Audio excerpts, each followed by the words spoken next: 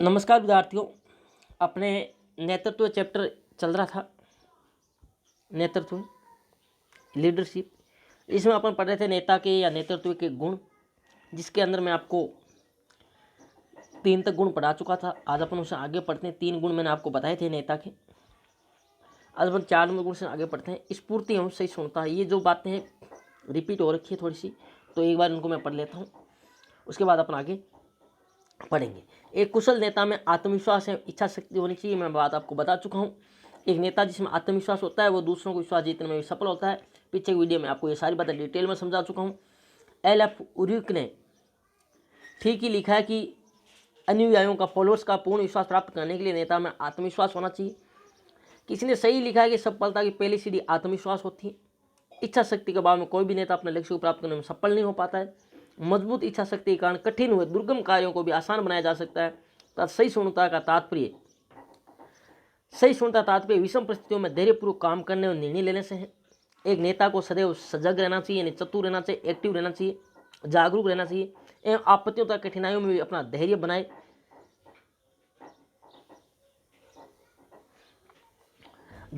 रखना चाहिए तथा वह अपने अनुयायियों का उचित मार्गदर्शन कर सकता है।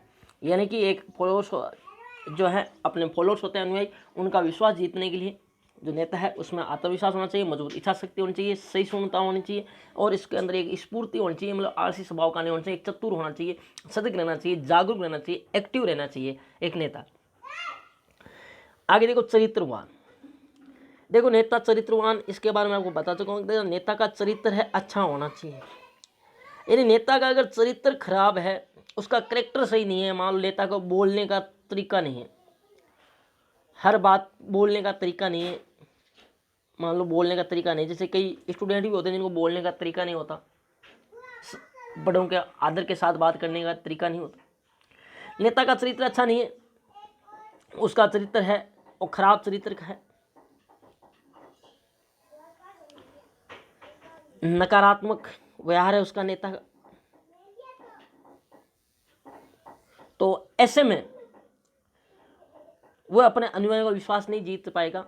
तो नेता का चरित्र ऐसा होना चाहिए, आदर्श चरित्र होना चाहिए, ताकि वो अपने अनुयायी उसके प्रेरणा ले सके, नेता से प्रेरणा ले सके। तो नेता का चरित्र हमेशा उच्च होना चाहिए, ऐसा अच्छा चरित्र होना चाहिए। एक नेता का चरित्र सदैव प्रेरणादायी होना चाहिए। यदि नेता का चरित्र दुर्बल होगा तो उसके द्वारा अनुयायियों को प्रभावित करना असंभव होगा। कहा भी जाता है यदि चरित्र खो दिया तो सब कुछ खो दिया। अतः नेता को हमेशा उच्च चरित्र वाला होना चाहिए। तो एक नेता का चरित्र हमेशा क्या होना चाहिए? अच्छा चरित्र होना चाहिए, आदर्श चरित्र होना चाहिए, ताकि अनुयायी उसको क्या कर सके? उस चरित्र से प्रेरणा ले सके। निर्णय क्षमता। देखो नेता होता है जो नेतृत्व काम करता है, उसको अनेक डिसीजन लेने होते हैं, निर्णय लेने होते हैं। और निर्णय क्या होता है? सबसे पहले आपको ये बात जानना चाहिए, डिसीजन क्या होता है। डिसीजन क्या होता है कि आपके पास उपलब्ध जितने भी विकल्प हैं, आपके पास जितने भी ऑप्शन हैं, उसमें से सबसे बेस्ट ऑप्शन चुनना ही क्या होता है? निर्णय कहलाता है, डिसीजन कहलाता है। यानी आपको किसी के बारे में फैसला लेना, तो सभी ऑप्शन का तुलना करके और उनसे बेस्ट ऑप्शन चुनना ही क्या कहलाता है? निर्णय कहलाता है। यानी कि आप कातर से मान लो किसी जसरासर जाना चाहते हैं, ठीक है। अब आपके पास ऑप्शन है साइकिल से, मोटरसाइकिल का, कार का, बस का। तो इनमें से आपके पास इतने ऑप्शन हैं, इनमें से बेस्ट ऑप्शन का चयन करना ही क्या कहलाता है? निर्णय कहलाता है। यानी सभी परिस्थितियों ध्यान में रख करके कि सुविधा किसमें ज़्यादा होगी, लागत किसमें कम आएगी, सुरक्षा किसमें रहेगी, सभी बातों को ध्यान में रख करके तुलना कर करके एक अंतिम रूप से एक अच्छे ऑप्शन को चुनना क्या कहलाता है? निर्णय कहलाता है। तो जो नेतृत्व होता है उसको तो निर्णय की क्षमता होनी बहुत जरूरी है, क्योंकि उसको बहुत सारे डिसीजन लेने पड़ते हैं और डिसीजन लेने में कई बार डिसीजन इतने तत्काल लेने पड़ते हैं कि जो आपके पास सोचने का समय भी नहीं होता एक बार। तो ऐसे में निर्णय क्षमता होनी चाहिए नेता की, नेतृत्व जो कर रहा है उसकी, क्योंकि विषम परिस्थितियों में ऐसे ऐसे डिसीजन लेने पड़ते हैं। तो जैसे अभी वर्तमान में प्रधानमंत्री जी ने कोरोना वायरस के चलते लॉकडाउन का डिसीजन लिया, तो इसी परिस्थितियों में अनेक डिसीजन लेने पड़ते हैं। तो निर्णय क्षमता होनी चाहिए। कई बार ऐसा होता है कि निर्णय क्षमता नहीं होती है, निर्णय लेने के चक्कर में जो जिसमें बचने के लिए अपन निर्णय ले रहे हैं उस निर्णय को 15 लोगों से पूछते हैं, उतने में वो निर्णय लेने वाला टाइम चला जाता है। यानी आपको डिसीजन तत्काल लेने पड़ते हैं कई बार। तो एक प्रभावकारी नेतृत्व के लिए नेता में असाधारण निर्णय क्षमता होनी चाहिए। एक नेता को किसी समस्या के समाधान के लिए वर्तमान और भावी यानी आगामी फ्यूचर की परिस्थितियों को ध्यान में रखते हुए उपलब्ध विकल्पों में से श्रेष्ठ विकल्प का चयन करना होता है। यह चयन नेता अपनी दूरदर्शिता यानी आगामी एवं निर्णय लेने की योग्यता उसके आधार पर ही करता है। ये नेता दूरदर्शी कितना है, नेता आगे के बारे में कितना सोचता है कि आगामी इसकी स्थितियां क्या होगी, परिस्थितियों को समझने तथा उसके अनुरूप यथा समय निर्णय में लेने की क्षमता के अभाव में उपक्रम के लक्ष्य को प्राप्त नहीं किया जा सकता। यानी निर्णय लेने की क्षमता नहीं है तो आप किसी भी उपक्रम के संगठन के लक्ष्य को प्राप्त नहीं कर सकते। आगे शिक्षण एवं तकनीकी योग्यता। एक नेता में अपने अनुयायियों के कार्यों का अवलोकन करने, उनका मूल्यांकन करने, उनकी त्रुटियों का पता लगाने एवं इनमें आवश्यक सुधार करने की योग्यता होनी चाहिए। यानी आप जिस चीज़ का लीड कर रहे हैं आपको यही पता नहीं चल रहा कि आपके जो फॉलोअर्स हैं वो काम सही कर रहे हैं और वो गलतियां कहाँ कर रहे हैं, इसमें सुधार क्या करना चाहिए, ये योग्यता आपके अंदर होनी चाहिए। नेता में अपने अनुयायियों की जिज्ञासा को शांत करने एवं अच्छा मार्गदर्शन करने की क्षमता होनी चाहिए। जो अनुयायी अगर प्रश्न पूछ रहे हैं, अगर नेता उसका जवाब नहीं दे रहा तो वो काहे का नेता। यानी अनुयायियों की जिज्ञासा का क्या करना चाहिए, शांत करना चाहिए। नेता को अपने कार्य से संबंधित कार्य विधियों, तकनीकी ज्ञान, नियम एवं कानून आदि की जानकारी भी होनी चाहिए, अन्यथा वह तकनीकी रूप से अपने अनुयायियों का सही मार्गदर्शन नहीं कर पाएगा। नेता को टेक्नोलॉजी का, टीचिंग मेथड का, इन सब का क्या होना चाहिए, नेता को ज्ञान होना चाहिए। चाहे किसी भी क्षेत्र का नेता हो, एक तकनीकी योग्यता का ज्ञान भी होना आज के समय में बहुत जरूरी है एक नेता में। आगे अभिप्रेरण योग्यता। ये मैंने आपको अभिप्रेरणा चैप्टर पढ़ाया था, पीछे वाला चैप्टर अभिप्रेरणा आपने पढ़ा है और आपको अच्छे से याद भी है अभिप्रेरणा। तो एक नेता है उसके अंदर अभिप्रेरण की योग्यता होनी चाहिए कि वह अपने अनुयायियों को हमेशा क्या कर सके, मोटिवेट कर सके, उन्हें मोटिवेट रख सके। तो एक नेता में अभिप्रेरण की योग्यता होनी चाहिए। तो एक नेता में अपने अनुयायियों को निर्धारित लक्ष्य के अनुरूप कार्य करने तो प्रेरित करने की योग्यता होनी चाहिए। उसे अपने अनुयायियों की रुचियों, विचारों, भावनाओं, आवश्यकताओं आदि को समझने एवं उन्हें संतुष्ट करने की योग्यता होनी चाहिए, जिससे वे अपने अनुयायियों को क्या कर सके, प्रेरित कर सके। यानी अब मैंने आपको बताया था अभिप्रेरणा क्या होती है, व्यक्तियों की आवश्यकताओं, अनुभवों, उनके विचारों, इच्छाओं, भावनाओं आदि की आवश्यकताओं को जान करके उन्हें संतुष्ट करने की अभिप्रेरण में क्या होना चाहिए, क्रम नेता है उसके अंदर योग्यता होनी चाहिए, ताकि वो उसके माध्यम से क्या कर सके, अपने जो अनुयायी हैं, चाहे वो कर्मचारी हो, चाहे अधीनस्थ हो, चाहे अन्य, उनको क्या कर सके, मोटिवेट कर सके, अभिप्रेरित कर सके। अगर देखो दूरदर्शिता, एक नेता के अंदर आगामी फोरकास्ट, पूर्वानुमान लगाने की होना चाहिए। नेता की पूर्वानुमान लगा सके कि आगामी सोच सके कि आज अपन ये डिसीजन लेते हैं या ये काम करते हैं तो इसके दूरगामी यानी कि फ्यूचर में इसके क्या परिणाम होंगे, इसके बारे में नेता को क्या होना चाहिए, ध्यान होना चाहिए, ज्ञान होना चाहिए। एक अच्छा नेता दूरदर्शी होना चाहिए, उसे भविष्य का पूर्वानुमान लगाकर उसके अनुसार योजनाएं उसका क्रियान्वयन करना चाहिए।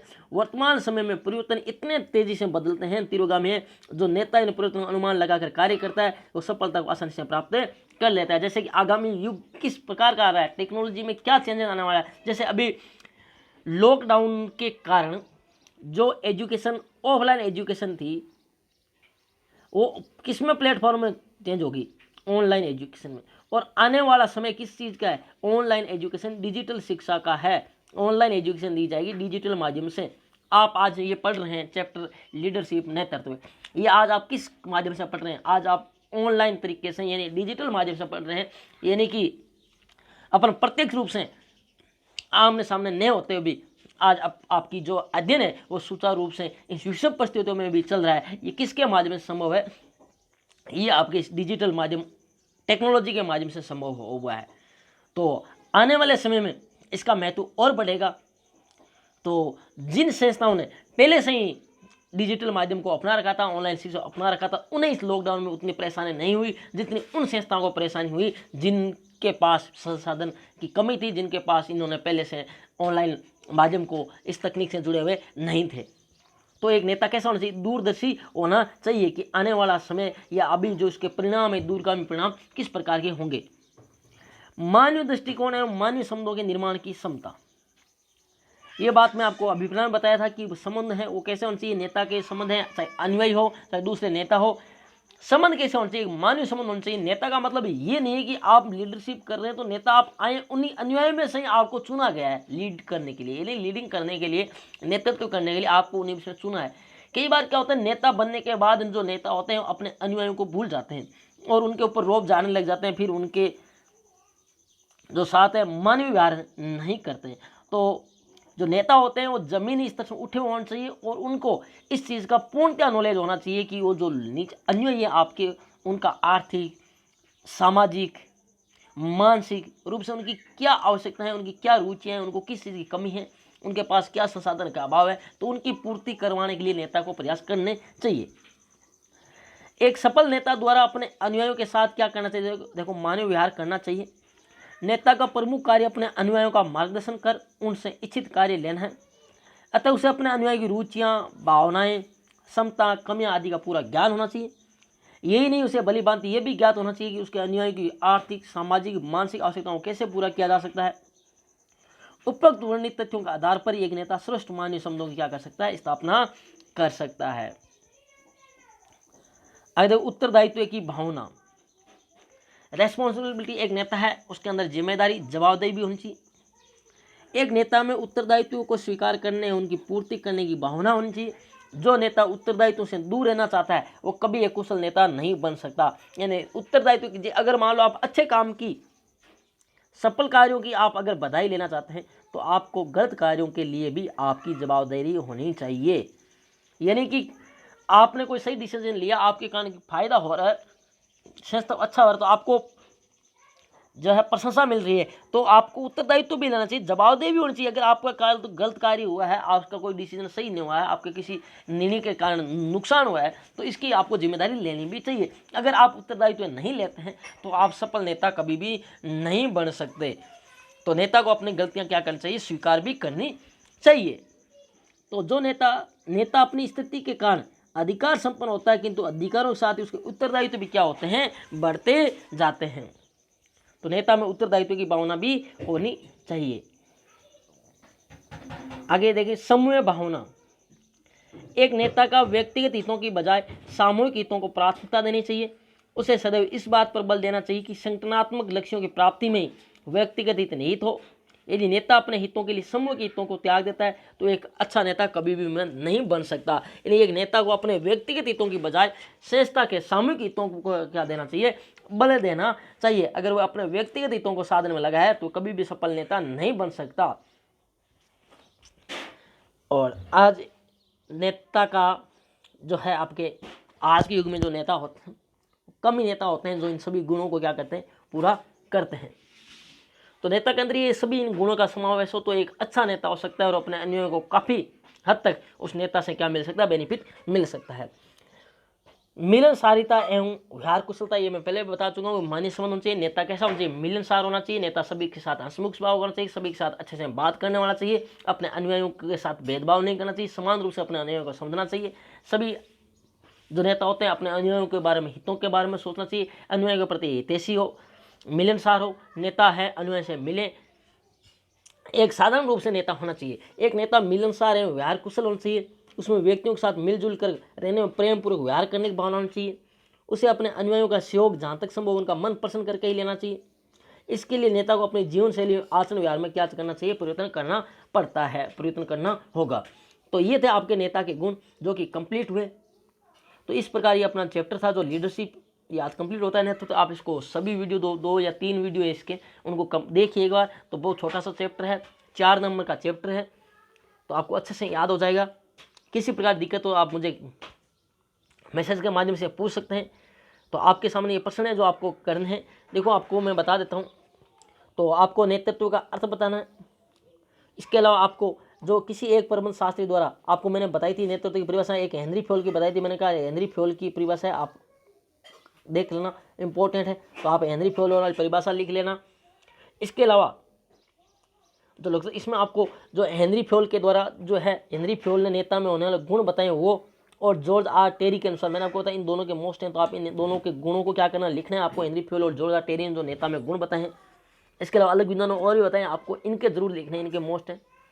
इसके अलावा आपको क्या करना है, एक तो आपको ये निम्नात्मक का 1 नंबर प्रश्न करना है और निम्नात्मक 2 नंबर प्रश्न करना है। इसमें नेता के गुण करना है और इसमें नेतृत्व की विशेषताओं की विवेचना करनी है जो मैंने आपको बताई। तो आपको ये जो मैंने आपको क्वेश्चन दिए हैं, 5 क्वेश्चन दिए हैं टोटल, मैंने आपको 6 प्रश्न दिए हैं टोटल, 1 2 ये क्वेश्चन करने हैं और आपको 2 ये क्वेश्चन करने हैं 4 और 2 ये क्वेश्चन करने हैं 6। तो आपको ये 6 क्वेश्चन करने हैं फेयर कॉपी में। तो धन्यवाद।